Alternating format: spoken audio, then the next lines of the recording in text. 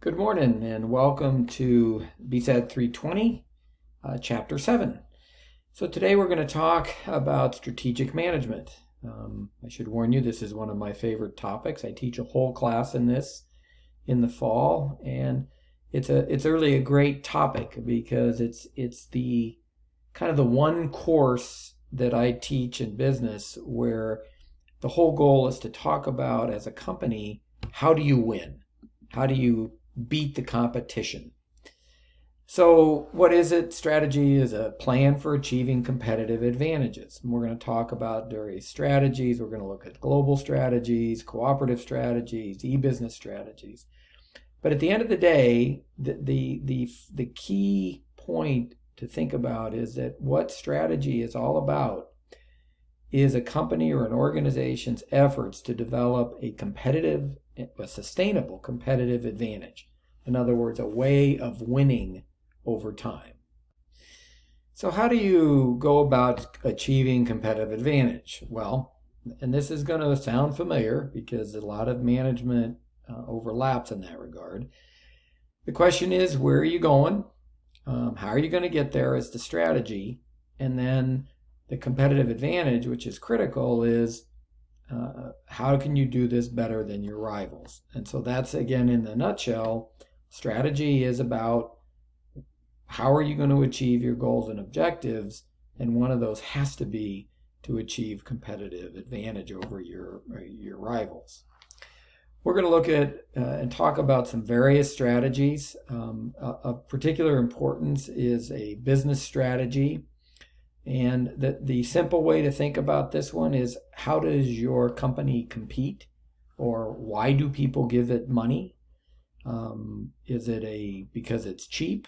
Is it got particular products and services that you're unique and differentiated?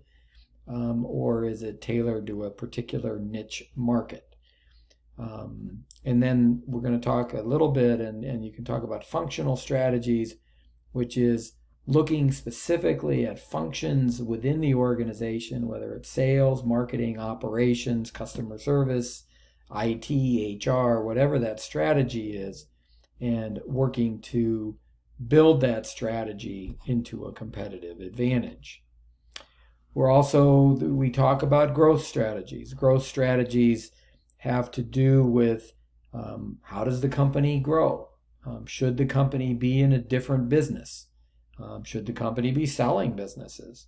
Should the company be acquiring suppliers or distributors? And so in strategic management world, we talk about differentiation.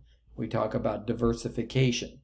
And so you talk about acquisitions here and mergers, strategic partnerships, and also sales and divestitures. A lot of companies don't talk about this, but sometimes you have to go recognize what's not working and get rid of it. And so you'll see companies that have made acquisitions that aren't working, and then they decide to sell them, or they have an old line of business which is failing, and they'll sell the assets off. And so this is again, depending on what's going on in the economy and with your organization, this is also often a painful but an important aspect of strategic management. We are going to see a lot of this in the next year as a result of the coronavirus. Companies that are in trouble, that are selling off parts of them and moving on to the next thing. Another area that companies can look at is global strategies. And again, there's a number of different ways that companies look at getting into the global market and operating globally. It's important to recognize how interconnected everything is now. There are different strategies. Basically, a globalization strategy, if you will, basically takes the approach that whatever we're making and doing here in the United States, we take everywhere else. Example of that might be Harley Davidson. When you buy a Harley, you get a Harley, no matter where that is in the world. Apple is the same way. A multi-domestic strategy tends to diversify your products and services based on the market that they're targeted to.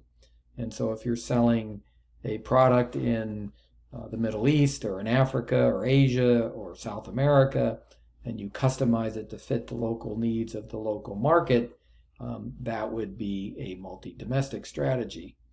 And then a transnational strategy it combines the multi-domestic with looking at the functions of the organization and trying to make sure those functions are done in the best place possible.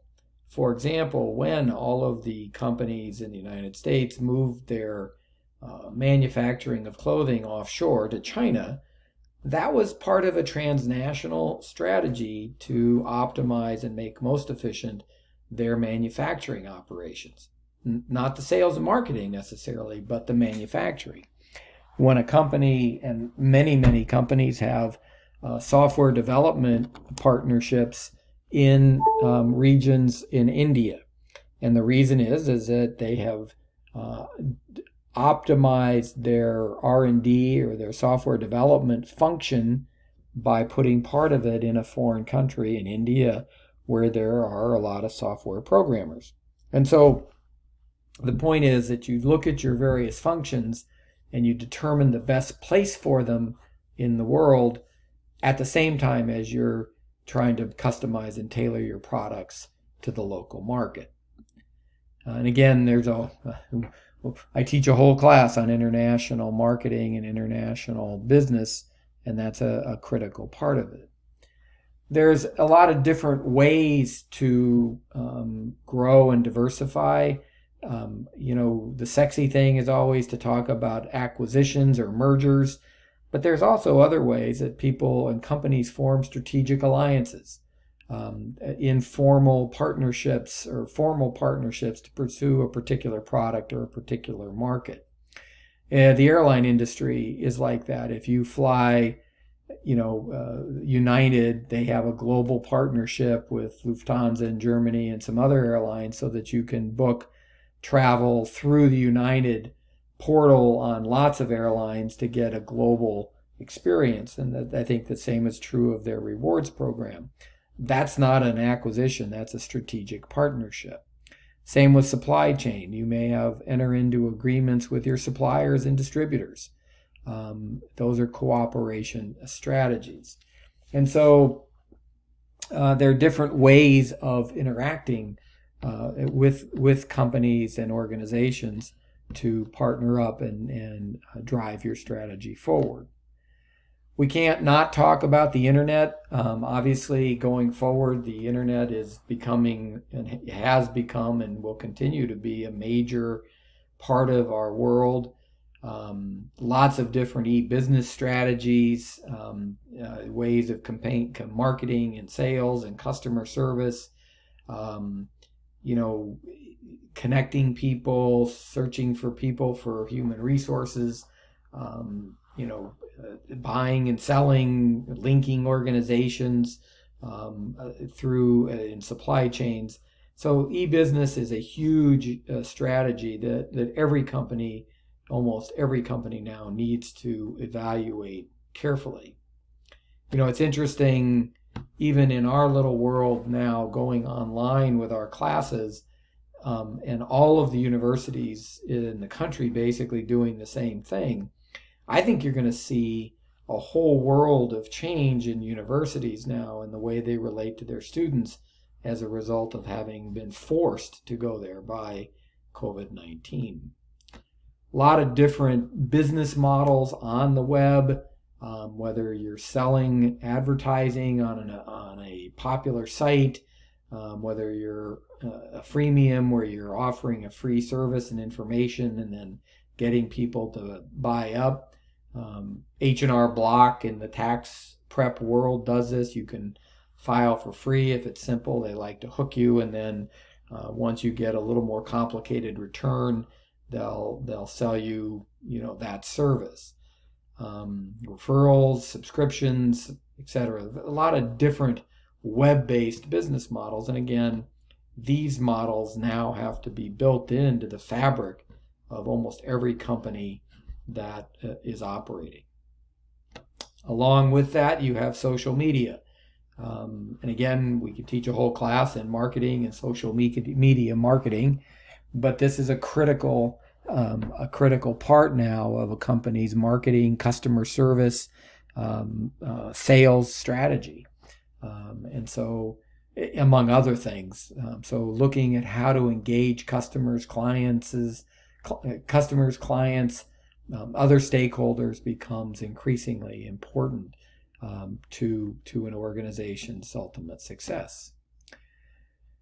And so all of those strategies come out of analysis. And so we want to talk about kind of the ways that you generate a strategy and the strategic management process that companies generally follow to make that happen.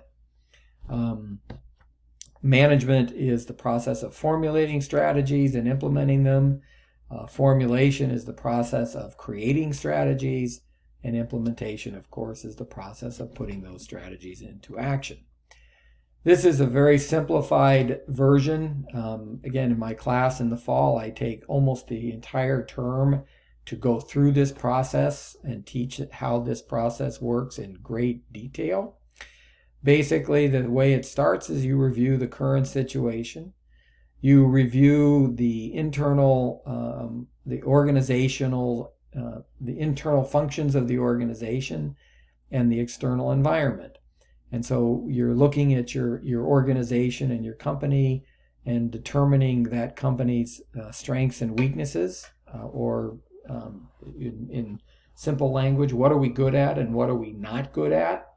Those become part of what we'll talk about as a SWOT analysis. The strengths and weaknesses are the S and W of the SWOT analysis.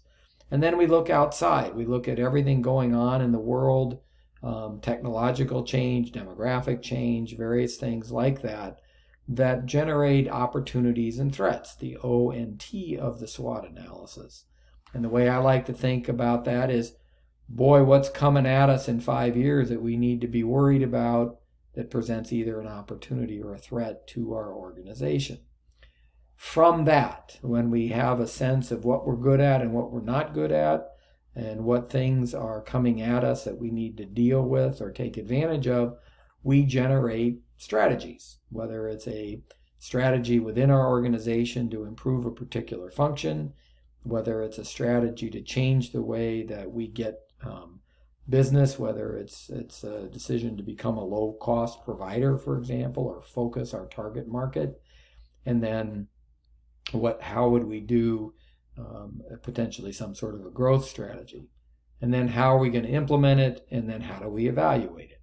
And if you remember back to chapter 6 where we talked about management by objectives and SMART goals, same thing. How do we set goals in place that we can measure, and then how do we evaluate the results? A lot of different objectives. Obviously, from a corporate standpoint, you have profits, you have market share, can I attract workers? These are all things that a company can measure to see if their strategy is working. And again, very important that you try to quantify the things that you're trying to achieve. We talk a little bit about SWOT analysis. It's important, and it's a way of simply building. When I talk about this, I talk about it as the foundation for determining how you're going to create effective strategies. So once you've determined strengths and weaknesses and threats and opportunities, the question is, what do you do with that? How do you move from there? One of the things I always tell people is it's pretty simple. If you have identified weaknesses, fix them. And so as a strategy, if you have identified that your company doesn't have a clue how to do social media or e-business, that's a weakness that you need to fix. Different ways of fixing that problem, but a weakness you need to fix. If you see a demographic change in the external environment that shows that baby boomers are dominating, there's more of them, they want to stay home, that's an opportunity potentially to offer products and services to an aging generation that has money. That's the kind of thing that we want to think about. This is a nice chart trying to show the SWOT thing in terms of what are our strengths and weaknesses, what are our opportunities and threats. And again, it can be a pretty intense, if you will, analysis, but it's something that really is important because a lot of companies just start doing stuff before they have a foundation of information to build on, and that usually doesn't end up well.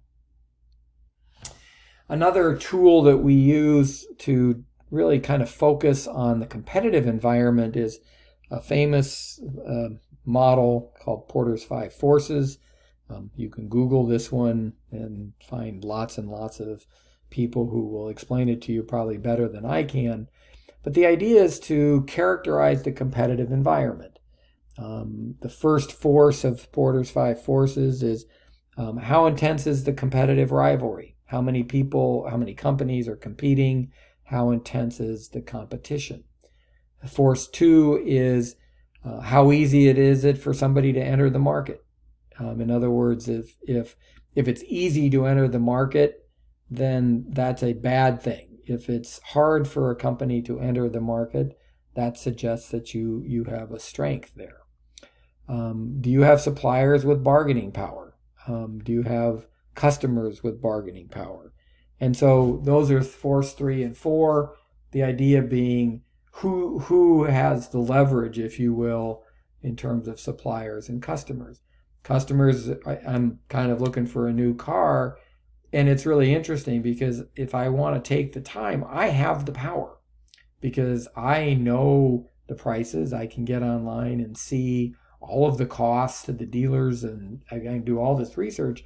Plus, I can get online and find out that there's an exact identical car to the one I want in Omaha if I only want to drive there, and it's $1,000 less. So the bargaining power of buyers, if it's high, is a negative thing. Same with suppliers.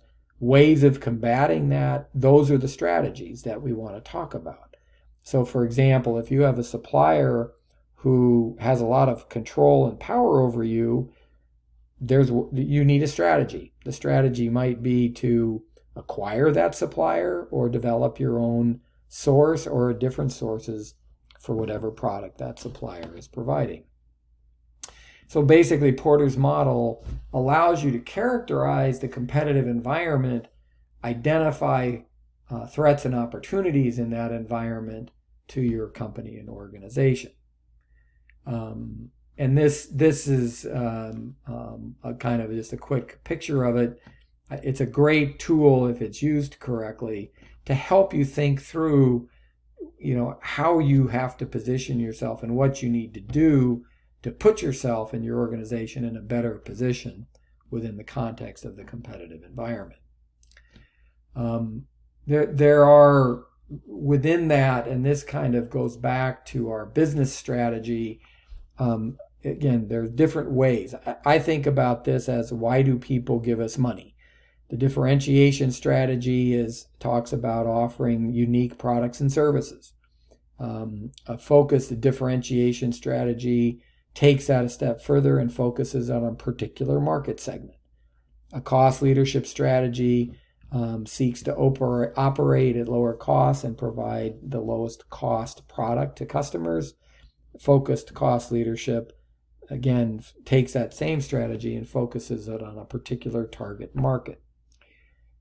Some of the ways that you can think about it, focused low cost would be, different. This is a soda pop example, but you're looking at the scope of the market and the source of competitive advantage. So you're looking at a low price and a narrow market scope at the bottom left. That would be a focused low cost strategy. You're looking at a root beer or Mountain Dew, which are more of a differentiated product, but focused still on a narrow market The Coke and Pepsi are chasing a broad market, and the effort is not to be the cheapest, but to differentiate their products, which is tough.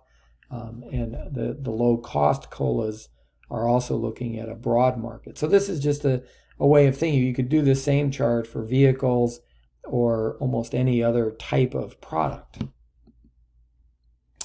And then finally, strategic leadership is an important aspect of strategic management. The ability of a leader to inspire people to chase those goals and implement the strategies, and also to control those. And we talked about control in chapter 6. It's a critical part of strategic management, is to make sure that the control systems are in place so that you know how you're doing versus your competition, and you can make the changes that are necessary. A leader has to communicate. The leader must let everybody know what the strategy is. Like with planning, when you participate in the strategy and you understand the strategy, you're much more likely to be committed to it. And the leader really needs to make sure that resources are allocated to support the strategy that is going forward. If you think about what's happening with Augustana and the Vision 2030, that is Augustana's strategic plan. And what's happening right now is management's efforts to allocate resources to implement the strategy. And as you can imagine, that causes potential for a lot of changes in the day-to-day operations as you start to reallocate resources. Strategic management, it's a great tool and a great class to take, so consider taking it next fall. Thanks.